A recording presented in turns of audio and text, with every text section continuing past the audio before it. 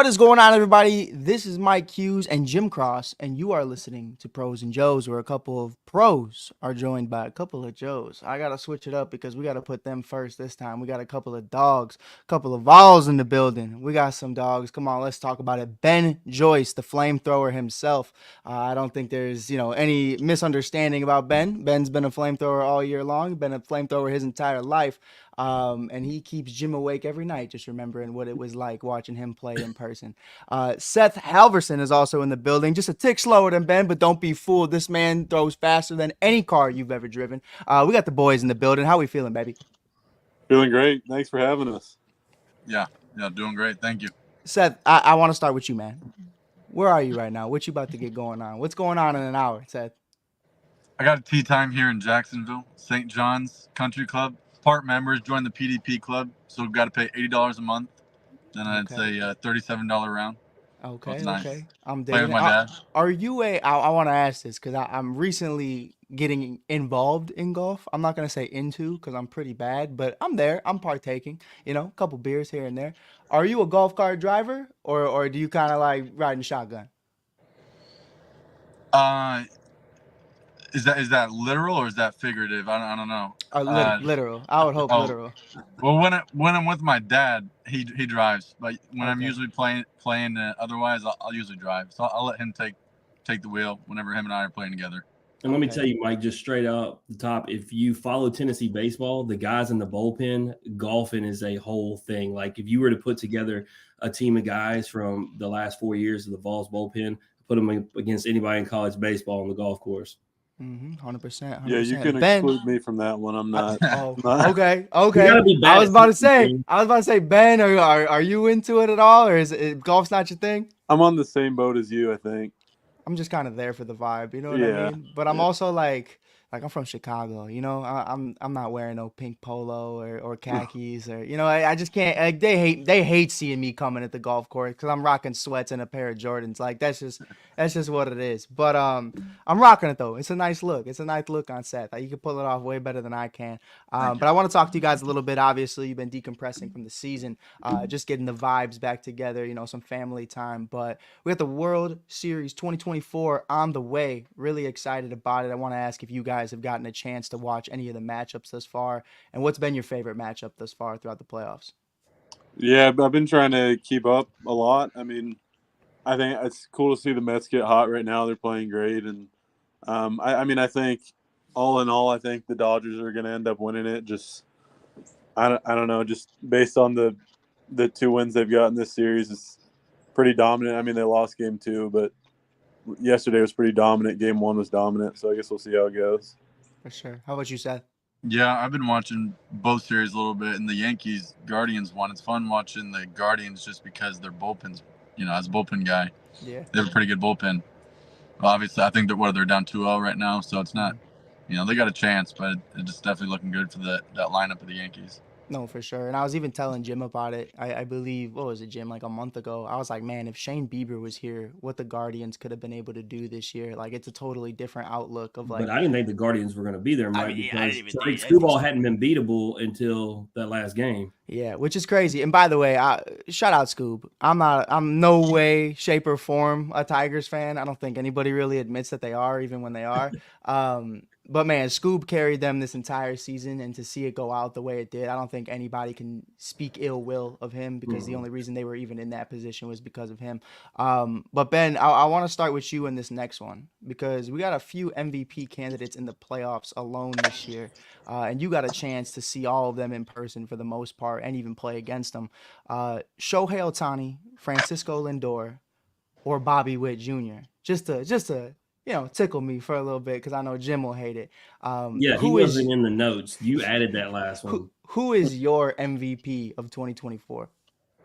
I think if the Mets make the World Series, I think it's got to be Lindor. Just the way that they turned it around when he went into the leadoff spot is pretty crazy. Just seeing their record from the first, I think it was like their first 40 games compared to the last 122 or whatever the number was. It's pretty crazy to see how they've turned it around, and just the way that he kind of seems to be a leader on that team is really cool to watch.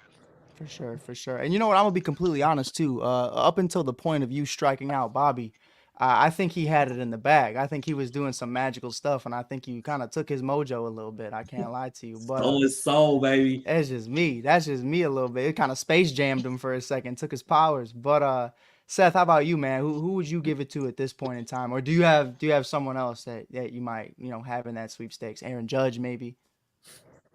Yeah, the MVP. Yeah, I mean, personally, I think of the season or of the playoffs. of the season. Of the season, I mean, I think it's got to be Shohei Ohtani, Sure. just with the season that he had.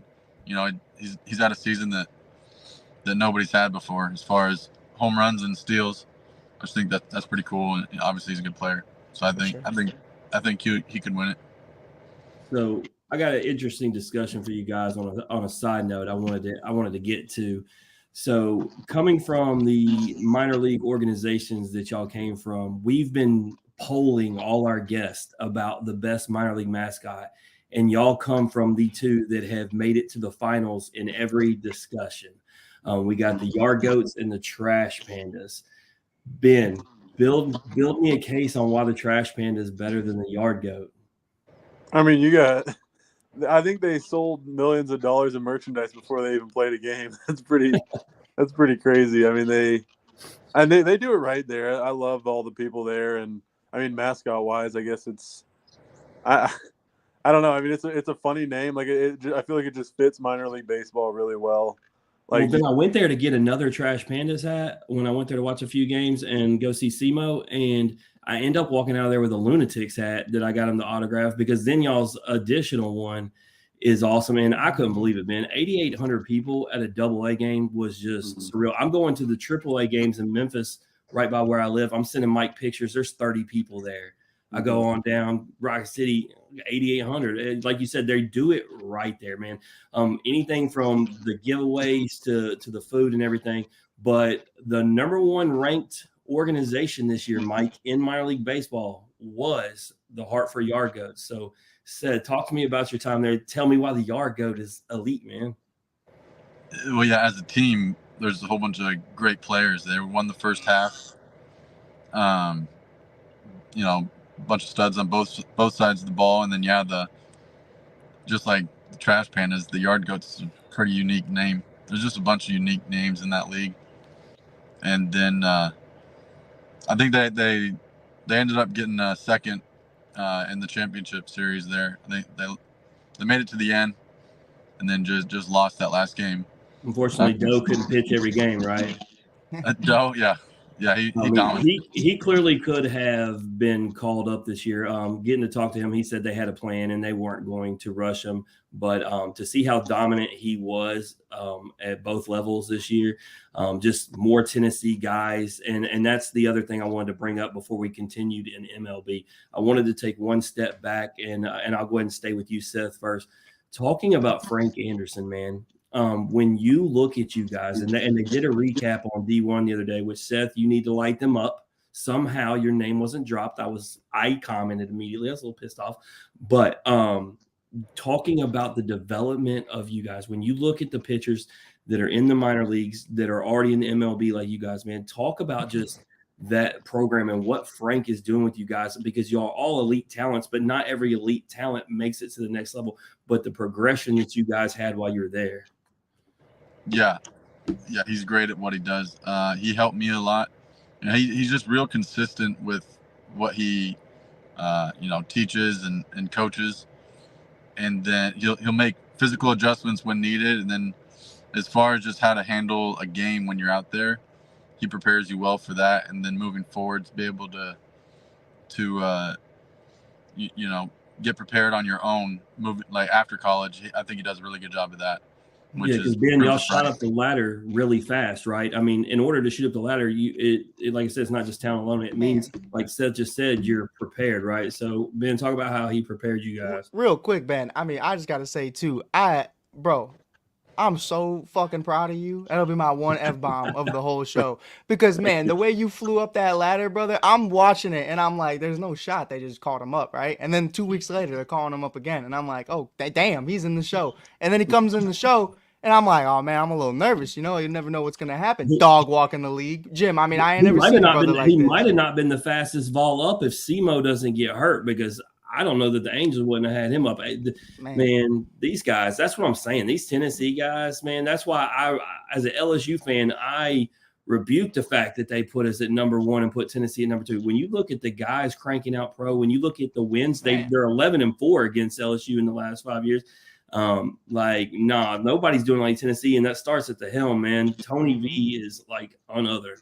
Mm-hmm. Yeah, sorry, I think Ben, it's the whole staff there. Like I think they prepare you to just trust your stuff every time you go out there, especially Frank. I mean, I think the one thing I loved about him is he doesn't overcomplicate it. Like I think that happens sometimes. He gives you the freedom to go out there and trust that you can throw your stuff over the plate and have success. And I think that gives you a lot of confidence. And I think that's one of the most important things in baseball is having confidence in your stuff, especially as a pitcher. And then the whole staff from the strength coach Q and coach V. I mean, it's just a high energy group, and you just enjoy going to the field every day and fall in love with the process. So I think that's a big key as well. For sure. Yeah. For sure. The last thing I'll say, Mike, and it's not a question, I just wanted to tell you, like, because these guys will agree in a thought process when they were breaking down and you evaluate things, right? Like, because Seth was going to be a weekend starter the way it fell, and because he got hurt, Beam got his opportunity. Same thing with Blade and then Chase Burns, and so it worked out when you look at how you push forward and how all these guys are having massive success, and then it pushed over. Injuries in real time, obviously you're not excited about, but when you look at, it's a God's plan type thing, Mike, and then it worked out for all of them because those opportunities arose for those other guys. And so it's really cool just to see how successful all these guys are. But getting to the MLB, Ben, I got to talk, man. Mike talks about how excited I get, but specifically, that clip when you throw and you grin immediately after, like, I mean, do you know immediately when it releases your hand, like it felt like Mike was talking about that, knowing the difference between you throw hard all the time, but did you know that you threw that thing as hard as you did? To be honest, no. I mean, I kind of just try to throw every pitch just as hard. I'm just trying to give it all I got every pitch, and usually, I mean, especially at home, we have the velo up right above the catcher, so I'll kind of give it a look every pitch. And I think that was just one of those times where it's just like you're just having fun out there, like it's what you've always dreamed of doing, and you're just out there enjoying it. And I mean, seeing 105 up there is pretty crazy. So it was kind of one of those things where I looked up and saw it, and just kind of all the emotions came out at one time. Right. That was where I was even texting Jim when it happened. And that was my question for you, was kind of like, obviously 105.5. Let's not take it away. You got a little ticker on that and one. If you round it, it's 106. I don't care. If it's 105.5, it's damn near 106. And if it's 106, it's basically 107, which is pretty much 110. So you're pretty much just a dog. But, you look at it from that point. Yeah, that's good. That's Mike math. You can take that one to the bank whenever you see your Seth says make sure you do that for him when you come around. 102 equals 110 as well. Yeah, basically, if you do the math right. But no, in all seriousness, man, I was wondering for you, because obviously we got guys who, primarily 96 to 99. That's really their range. That's where they're going to be at. You guys are really just this new wave of pitchers that are starting pitchers in this league that are going to be able to have so much success with just the fastball command. Can you control that, and can you kind of feel it coming off your hand where it's like, okay, 102, 105, 101? Like, can you kind of decipher what kind of fastball you're throwing, or is it kind of just at random? I feel like for me, it's more so I can tell when everything's really synced up, mechanics wise, and not so much like when it comes off my hand, more so like leg lift all the way to drifting down the mound and whatever it might be. Like it's more so a combination of all those mechanics. I can usually tell when or even in the bullpen, like I'm like, I'm feeling pretty good today. It's not usually like in one outing my velo will vary that much. It's usually like, today, like I feel like I have maybe like a tick more. So, And I had one more before I threw it over to Jim, because this one pissed me off, because obviously I got to deal with Jim the entire year on this show. You give Bobby Witt Jr. back-to-back 105. What was the game plan in that matchup right there? Was it just to throw as hard as you possibly could? Because he at that point he was on a tear. He was hitting everything around the moon. So what Yeah. was that going through your mind? Yeah, I mean he's obviously one of the best hitters in the game. So it's kind of I'm sure Halvey can relate. It's like I feel like you kind of get an extra tick of adrenaline there in those situations. And I think for me it was just like, all right, let's just go big on big and see if he can hit it. Like it's I mean just trust like I said, it's just from Tennessee. They kind of instills in you like just trust your stuff. And I think my stuff can beat anybody when I'm on the mound, and that's just kind of getting into that mindset in that situation and having that little extra adrenaline. I mean, that's exactly what Skeens told us, Mike. It's about what he said, the mechanics, and he said, I just let it rip. Like you just do what you know to do, and then it comes from there. The one other question I got, and then I'll come over to you, Seth, because when we talk about your strength, in college you were avid in the weight room, man. Probably, I heard stories from guys that nobody was getting it done like you. Are you still killing it in the weight room? Yeah, I mean that's probably my favorite hobby is just like working out. So it kind of makes it a little easier in that aspect. Just I mean, I enjoy being in the weight room. I like feeling like I've prepared myself to the best possible capability that I can, and that's just something I've always taken pride in. So I think that's something that'll kind of always be with me. So I've definitely carried that on. No doubt. So Seth, man, you get up to the show and man, no hiccups out the gate or anything. I mean, you just flame throwing yourself. Like it's funny. We sit there and talk about Ben, like Mike said, like, man, we downplaying throwing 102 and stuff. But I mean, is it the same thing? Do you feel confident in your stuff? And obviously that's not the only pitch you got, but most of the strikeout reels that I've seen, it's coming off that fastball. Like, is it just one of those things you feel good enough about your stuff? Like if they're going to hit it, we'll find out. Yeah, it's really, like Ben said, Coach Anderson, Frank helped me be able to symbolize things. So I'm really just focused on executing pitch by pitch. And there's times where I can be a little bit more intentional about, all right, I'm executing this pitch, but I'm gonna put a little bit more behind it. And so yeah, definitely just going out there, and I believe that if I execute a pitch, I can get it out, for whoever's in the box. And so yeah. So going into next season, I'm curious because I haven't got to see you as much as Ben, in the Arsenal, man. Like, I mean, well, first, actually, is the bullpen? I guess that's something me and Mike talked about. Is the bullpen a permanent thing? Because you were a starter before, and then also the Arsenal and pitches that you're working with. Because, like I said, I only got to see you a few games up. Yeah, as far as I know, I haven't heard anything otherwise than just staying in the bullpen for now. And then my stuff, I have a four-seam fastball, and then a slider, and then like a split changeup. They call it a splitter, with the metrics on it. They'll like up on the scoreboard, it'll be like miles per hour, and then what pitch it is. It says splitter. And it's kind of like a split changeup. I just kind of throw it right down the middle. Yeah, the pitching ninja did one of your pitches, Seth, and showed it. And I love that, man. God bless that man. And being able to break down y'all's pitches in slow-mo and then show the curve and everything. Mike, it really gives you and he gives you like the amount of break, the inches on the break. Like he shows you just what these dudes are doing with a baseball that just doesn't even seem like they're defying the laws of physics. I couldn't do it, bro. They just be making shit up at this point. Like I can't. I watch some of y'all releases and I see like the way you have it, and I'm like, I don't even know what this is. Like he's throwing up gang signs. I can't tell you. Like I could definitively, it's horrible. Like, and then they're calling it a split change, curve, slurve, and I'm just like, all right, bro, we're just yapping at this point. He's throwing. That's what it is. But Seth, I do have a question for you, man, because it does kind of go into your preparation, especially throughout eventually what's going to be a 162 game season. Man, going into the bullpen, does that change the way you go about each inning, the way you attack hitters? Like Ben said, hey, I see Bobby, I'm just throwing gas. But for you, you can kind of know that, okay, I'm only going 1 or 2 innings today. I can kind of throw gas that entire time. Is that a focus for you, or now you're relying a lot more on that fastball? Or are you still trying to get that repertoire of kind of just, like Jim said, growing more of the arsenal and trying to get some more off-speed stuff? Yeah, I'm definitely comfortable throwing, any of the three pitches in any count. I think it's helpful to establish a fastball because then the hitters have to be prepared, obviously for a fastball, and then you could throw other things off of that to shake up the timing a little bit. But then, from going to a starter to a bullpen, it's been, well over a year now at this point. So it's just been building that routine as far as, what to do pregame, and then actually during the game. At what point in the game do I start warming up to get fully prepared for whatever inning I might throw?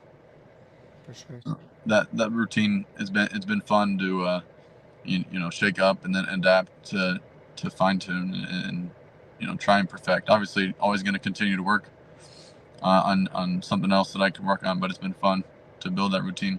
For sure.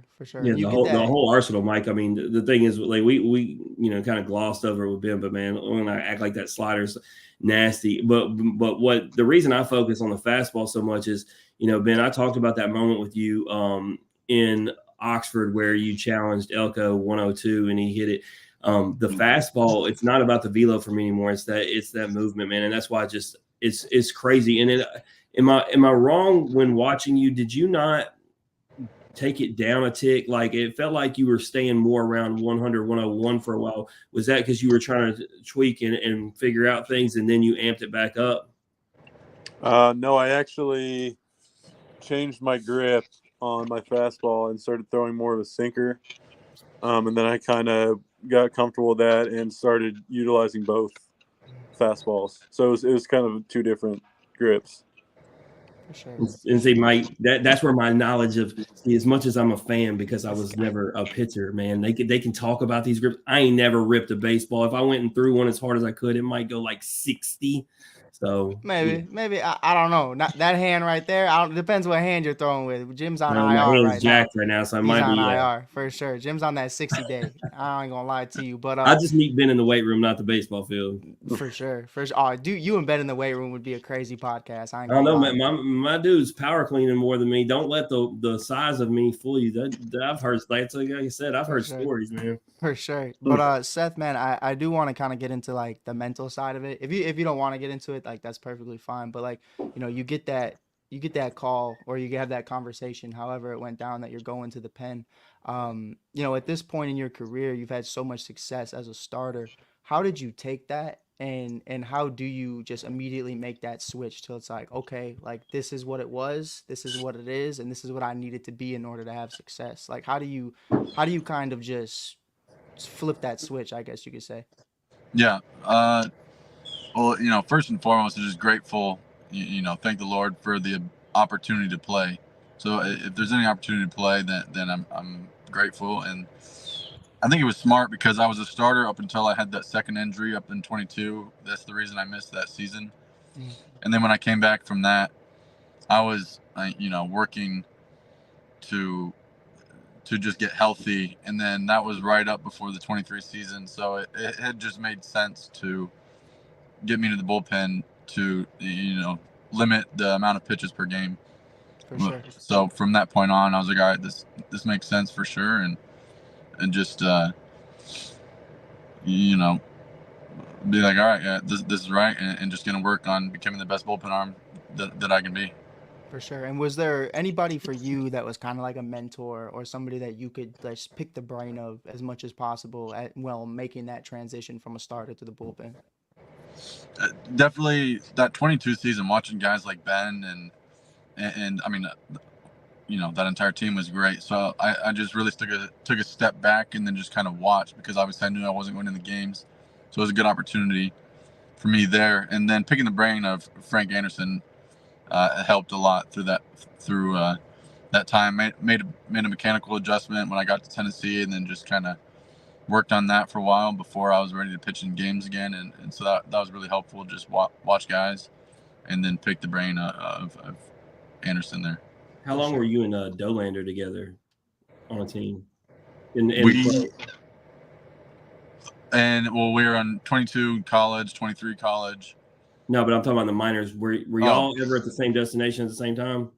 Yes. Yeah. Right in rookie ball, obviously all the new drafts guys are right there together. And then This past year, we had overlapped in AA for like a week and a half or two when he got called up, and then before I left for AAA.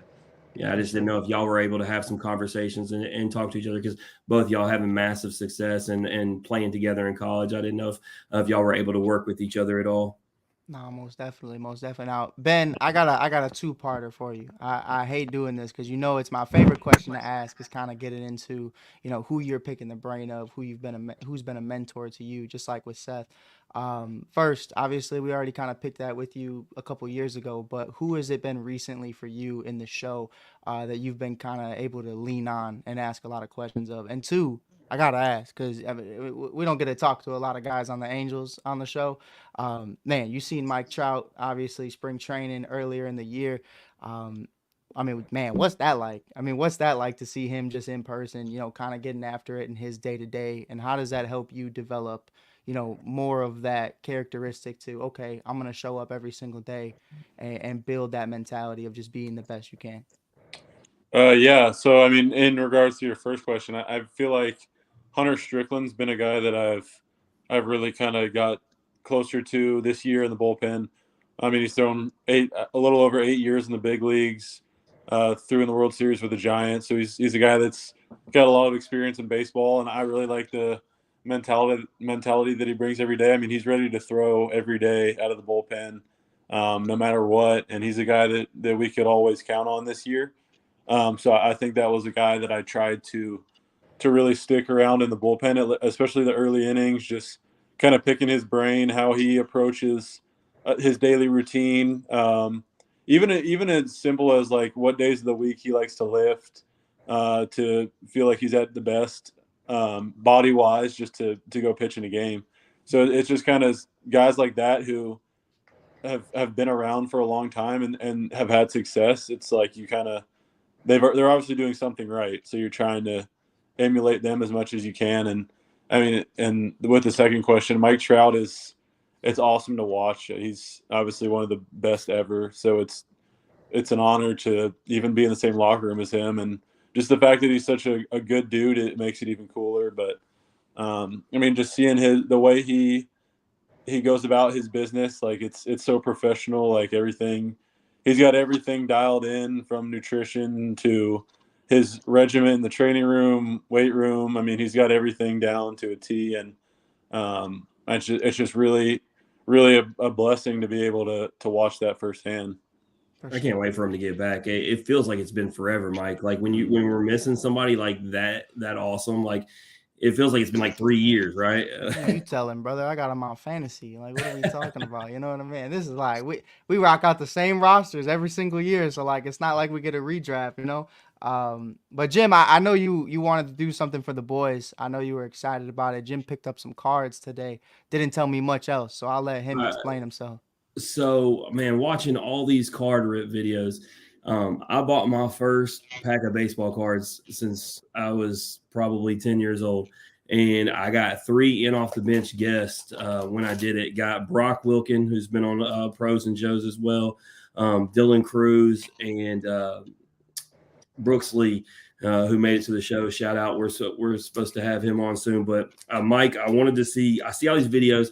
I don't know if they plan them out. I don't know if it's real authentic when they pull these cards, right? But I want to see if not only I can get in off the bench, I just want to see if I can land one of these two. So I got 2 packs to double down, Mike, to see. And so are we flying? I'm just asking too, because them golfers are calling Seth's name. Are we flying through the packs, or are we showing every single one of the? No, we're not. So first card, 2-time Pros and Joes guest Ty Floyd.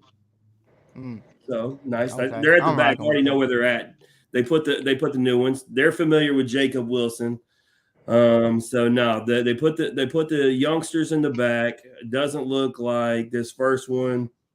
No, so no dice. Don't got to go through them all, Mike. I learned from the first pack how they're laid out. Just asking the important questions. That's why I don't like those card rip videos, because it's like they'll be like, "Oh my God, a 1-of-1 Shohei Ohtani! I got this at Walgreens," and I'm like, "Wow, that's not planned whatsoever, bro." Like it's like, come on, bro. And then I get a pack and it's like fucking, oh, here's Billy Hamilton, and I'm like, all right. I got Jace Jung and Enrique Bradfield Jr. Shout out Billy Hamilton, by the way. For the young guys. So, see, Mike, we're authentic. We didn't plan it. I didn't put some pack together where I knew I was going to pull them. Wanted to see if we get lucky. Did get Ty Floyd, though. We're going to do it every episode. At some point, hopefully we pull both these guys, though. But worth a shot. Worth a shot. It'd be crazy. That'd be crazy. But man, Jim, what do you want? You want to do some this or that? You want to ask some questions? You got anything else? Yeah, we do this or that real quick because I don't want to hold my man up from golfing. But first of all, we got to start. Mike, I had a thought, man. Chinook Seedery, obviously we hadn't even plugged our sponsor yet. We're failing. I haven't plugged old Dominic either. If you're in the Memphis area, go to 205 South Front Street. Go check out Old Dominic Distillery, the best in the game, bourbon, whiskey, vodka, gin. Chinook Seedery, 8 flavors, mild to wild, which, Mike, we were talking about it.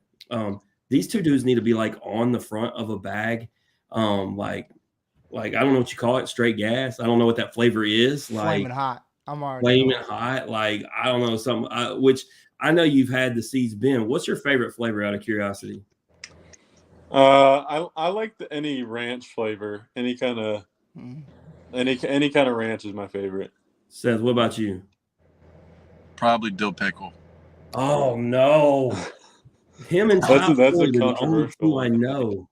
Ironically, we pulled the Ty Floyd card.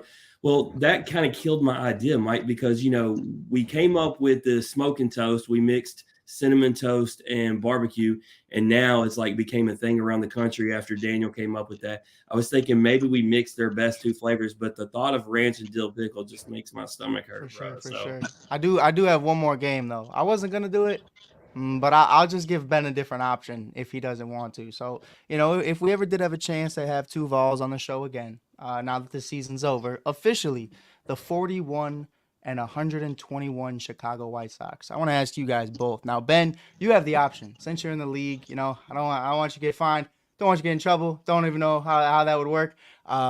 You can plead the fifth. If you don't want to answer, you don't want to answer. Your guys on the Tennessee Volunteers, any of your best, any of your boys, you, Tony V, the whole crew, versus the 2024 Chicago White Sox in a 7-game series. Who you got? Seth, I'm going to start with you because I'm going to give Ben the option to plead the fifth. Oh, I don't get the option? No, you don't. No, you don't. Okay. Well, I'm biased just because I was on the team, and I'm not going to say that anybody could beat a team.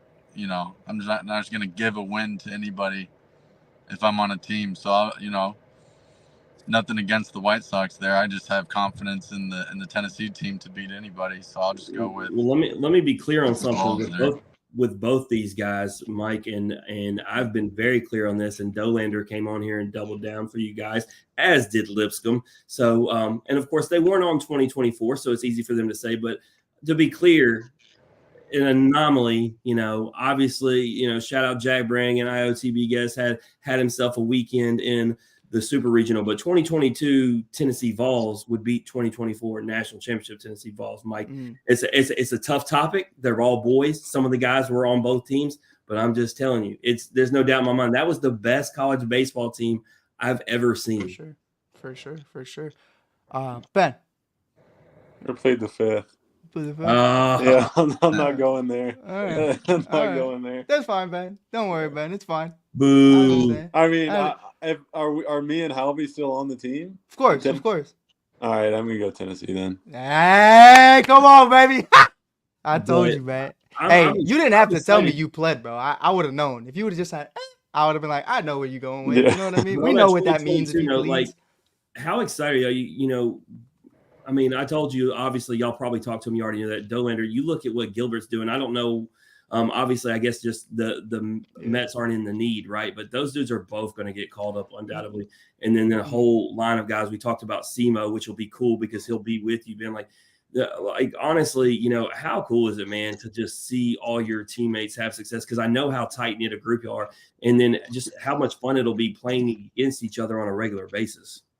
Yeah, it's awesome. I mean, you get so close to those guys in college, like especially in the fall. I think that really brings a lot of people together. Just kind of grinding through the workouts and all that together, and just such a close-knit group of guys and guys that you still keep in contact with every day pretty much. So it's really cool to see those guys having success. And I mean, seeing guys up in the big leagues at the same time is crazy. Like going to DC and seeing Trey up there and Halvey and Jordan on the same team. Like yeah, I mean, it's just awesome to see. And obviously there's going to be a lot more, but I think it just shows the culture at Tennessee and kind of what they're building over there. I think it's terrifying when you talk about, I mean, Jim, look at it, bro.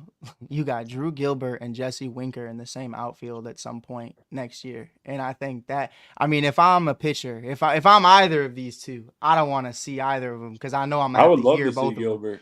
You would, I bet you would, but both of them together is just a bunch of shit talking the whole day, and it's gonna be, man, I couldn't do it. Someone's charging the mound at some point. I don't know. And I'll tell you this because I was talking to Seth about it before the show. He's not a Tennessee Vol, but they're very familiar with him. When Charlie Condon joins Jordan Beck one day, dude, talk about Bash Brothers. They're really going to get at it. But the look that Ben made on the Drew Gilbert, I'm actually curious. I'm going to ask both guys. I'll start with you, Seth. Look, this is this or that. There's no pleading the fifth. If you could, because we've asked this to guys before. Remember, we asked Landon Sims and then this Mike. If you could pick a teammate that you would want to strike out first in the show, who would it be? No. I'm gonna go Jarrell Ortega just because the last time I faced him, he took me deep. So I would love to get some another at bat against him. For sure. I actually don't know if it was the last at bat. He definitely took me deep in that first fall. I know Dolanders. We didn't ask him, but his would for sure be Gilbert because he talked about when he hit it off him in Georgia Southern and he showed up to campus and he didn't let him stop hearing about it. He said for the first month. So, but Ben, what about you? I mean, I love this strikeout Gilbert. We used to. I mean, I feel like that'd be just a fun at bat, like in general. Like he just so competitive. Like even working out with him at Tennessee, he's competing at everything. I just think that'd be a fun at bat, regardless of the result. What do you think the result is? I mean, I would like to think I'm going to punch him out. But... Come on, man. He said he's confident no matter who he's pitching against. So sure. I mean, but no, man, that's all at bat. I never got to do it at Tennessee, so it's right. I mean, I'd love to have that. That'd be fun. Sure.